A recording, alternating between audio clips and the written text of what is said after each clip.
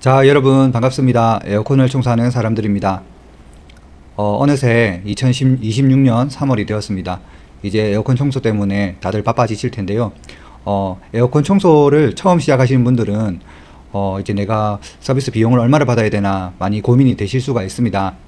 그런 분들에게 오늘 이 영상이 도움이 되셨으면 좋겠습니다. 시작하겠습니다. 에어컨 청소 사업 수익 부자가 한번 되어 봅시다. 수익 목표 얼마나 벌기를 원하십니까? 유튜브에서 말하는 월천은 진짜 가능한가?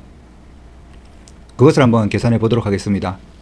가정용 홈케어 위주 사업자의 예상 평균 수입을 들어보겠습니다. 조건은 투인원 기준 15에서 18만원의 가격을 형성하고 하루에 3집에서 4집을 대상으로 서비스를 제공합니다. 한 집당 평균 서비스 시간은 2시간 30분에서 3시간, 하루 평균 45에서 72만원의 수입을 달성합니다.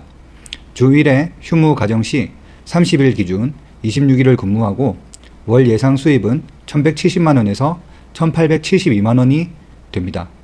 네, 상당하네요. 이렇게 한 달에 돈을 벌었을 때 우리가 4월부터 4, 5, 6, 7, 4개월 동안 번다고 가정을 하면 4680만원에서 7488만원의 우리가 수입을 얻을 수가 있습니다. 사실 저도 이렇게 벌어본 적은 없는데 이렇게 버는 분들이 계시고 더 많이 버시는 분들도 많이 계십니다.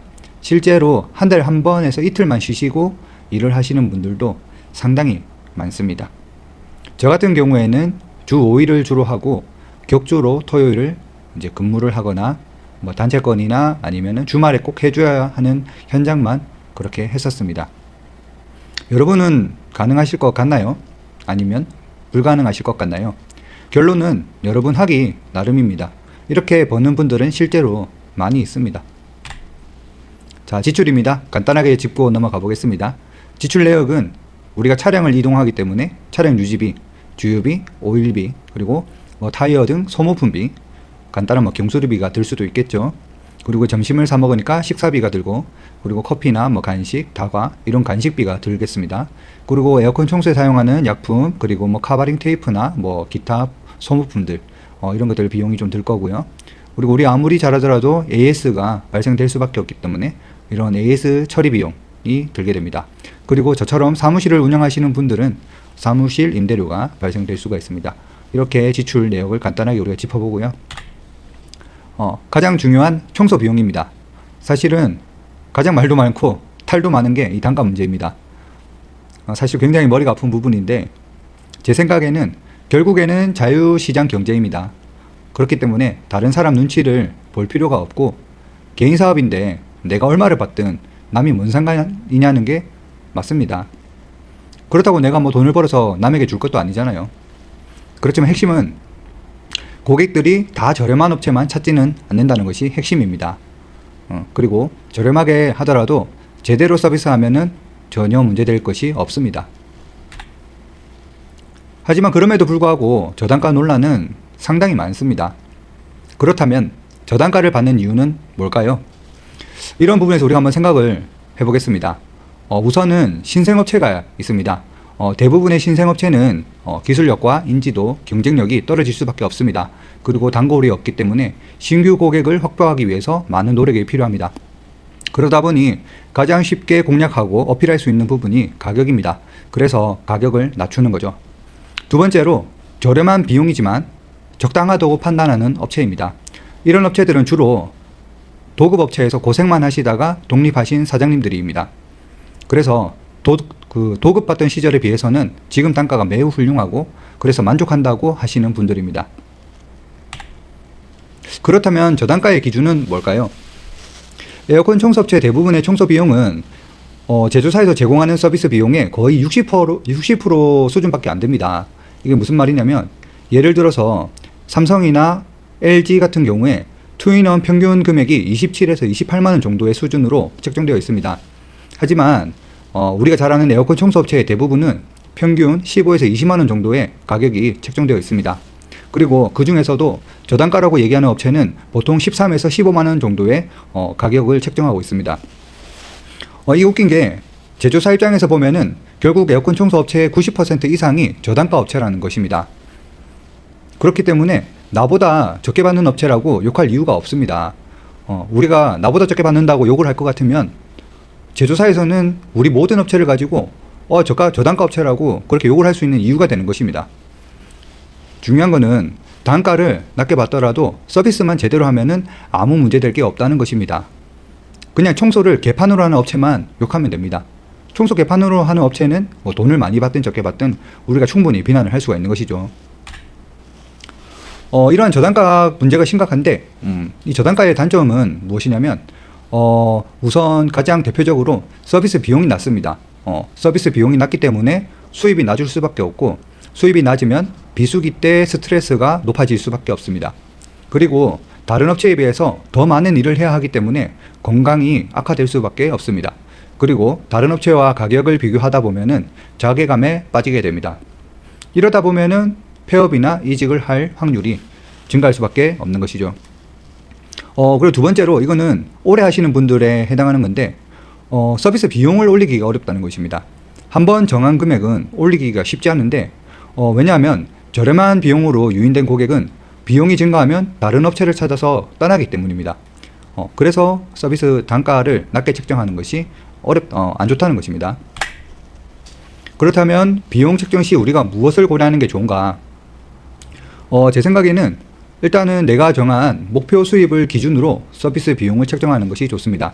내가 예를 들어서 뭐 한 달에 1,000만 원을 벌기로 목표를 잡았다면, 뭐 내가 하루에 뭐 2집을 할 것인지 3집을 할 것인지, 뭐 금액을 얼마로 할 것인지, 이런 것들을 체계적으로 계산을 해서 정해야 하기 때문에 이런 것들을 고려해서 그것을 기준으로 비용을 책정하는 것이 좋습니다.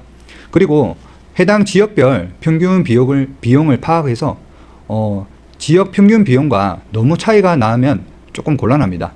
왜냐하면 너무 싸면은 싼 게 비지떡이라는 인식이 있고, 너무 비싸면 비싸서 안 하기 때문에 어느 정도 이제 평균 비용과 좀 비슷하게 책정을 하는 것이 좋습니다.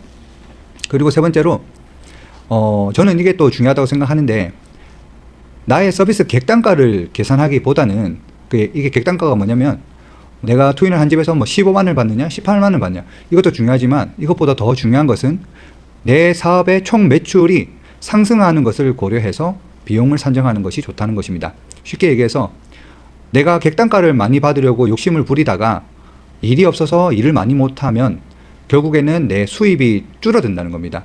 그래서 내가 정한 이런 수입과 그런 것들에 맞게 어느 것을 선택하는 것이 좋은지, 내가 비용을 조금 낮게 받더라도 일을 많이 해서 내가 목표로 한 금액을 맞추는 게 더 중요한지, 아니면은 내가 그냥 한 집에 뭐 18만 원, 20만 원, 25만 원 받아서 객단가를 높이는 게 중요한지, 이거는 이제 잘 생각을 해보시라는 그런 내용입니다. 그렇다면 초보업체의 고객 확보 노하우는 무엇일까요? 몇 가지만 말씀을 드리겠습니다. 우선은 고객과의 접점을 최대한 많이 만들어야 합니다.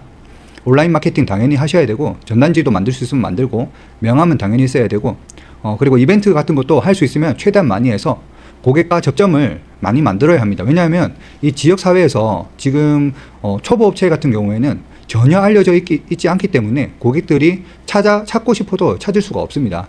그래서 우리가 우선은 우리를 알리는 이런 활동들을 많이 하셔야 고객을 확보할 수가 있습니다.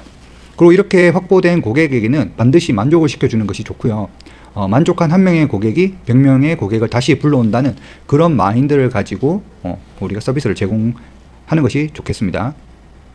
그리고 내가 주변의 업체들과 비교를 해봤을 때 다들 업력도 무시무시하고 굉장히 서비스도 잘하고 평판도 좋고 뭐 그런 환경이라고 하시면 그래서 우리가 저렴한 가격을 내세울 수밖에 없다, 경쟁력이라고는 가격을 낮추는 것밖에 없다라고 판단이 되셨다면 서비스 비용 자체를 낮게 책정하시지는 마시고 오히려 가격은 그 업체들과 비슷하게 책정하시고, 이벤트 있잖아요.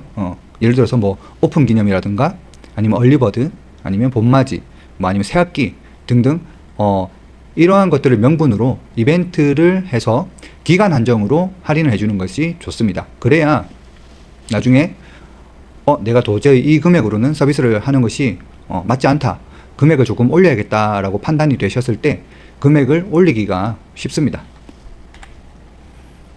그리고 고객 타겟팅입니다. 고객은 유형이 다양하게 있습니다. 그래서 고객의 유형에 맞게 우리가 접근을 해야 하는데 크게 세 가지 정도의 고객으로 분류를 할 수가 있습니다. 먼저 저렴한 업체를 찾는 고객입니다. 이런 고객들은 여러 업체에 전화해서 가장 낮은 금액을 부른 업체에 서비스를 맡깁니다. 그래서 이런 분들은 무조건 싼 것만 찾는 거죠. 이런 분들에게는 가장 저렴한 금액을 부르는 것이 정답이겠습니다. 그리고 두 번째는 비용보다는 확실하고 믿을 수 있는 서비스를 찾는 고객입니다. 요즘 에어컨 청소 개판으로 하는 업체 많다고 다들 알고 있잖아요. 그러다 보니까 금액을 조금 더 주더라도 믿을 수 있고 검증된 그런 업체들을 찾는 고객들이 많습니다. 저 같은 경우에도 에어컨 청소 서비스를 받아보신 고객이 소개를 해줘서 연락 오시는 분들이 많은데, 그런 분들은 금액을 가지고 따지는 분들이 없습니다. 언제 되냐, 그리고 어떻게 해주냐, 이게 그분들의 가장 중요한 관심사입니다. 이런 고객이 있고요. 그리고 세 번째가 조금 어려운데, 세 번째는 하이브리드입니다. 저렴하면서도 높은 퀄리티의 서비스를 원하는 고객입니다. 이런 고객들이 문의가 오면 설득을 잘해야 합니다.